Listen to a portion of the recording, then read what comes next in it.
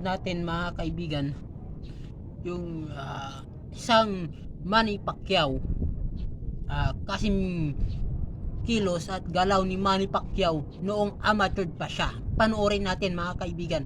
So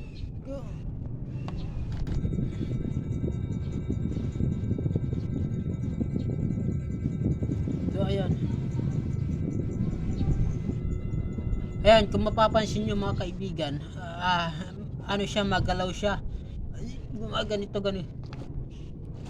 Ano siya, parang kuwang-kuwa niya talaga yung galaw ni Manny Pacquiao nung amateur pa siya. Nung bata pa siya.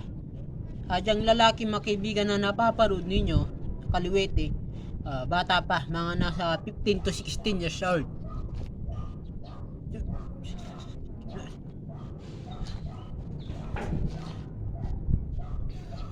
Yan, magaling siya mga kaibigan. Parang hindi makaporma si Boy Bagsik dahil sa bilis. Parang hindi napapagod itong si Manny Pacquiao mga kaibigan.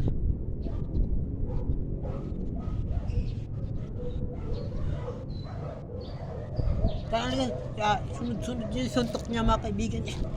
Parang si Manny Pacquiao talaga siya mga kaibigan.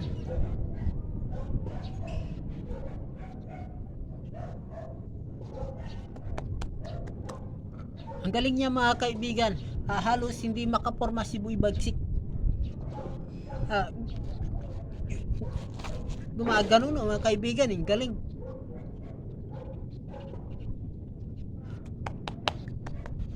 Walang panalo si Boy Bagsik mga kaibigan.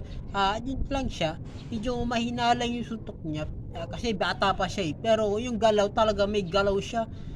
Yung footwork at saka yung sunod na suntok, at hindi siya mabilis mapagod.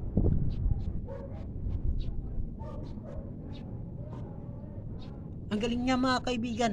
Ito na ata ang susunod sa yapak ni Manny Pacquiao.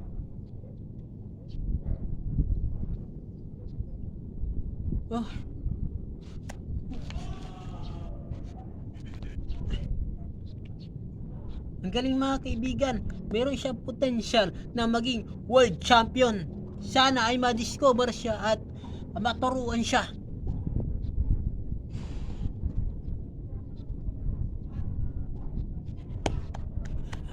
So, baka ito na nga mga kaibigan, ang susunod sa yapak ni Manny Pacquiao, at talagang nakikita natin yung galaw niya, yung suntok niya, sunod kuwang-kuha niya mga kaibigan. Ngayon lang ako nakakita ng ganito na kuwang-kuha niya talaga yung kilos ni Idol Manny Pacquiao mga kaibigan nung amateur pa siya.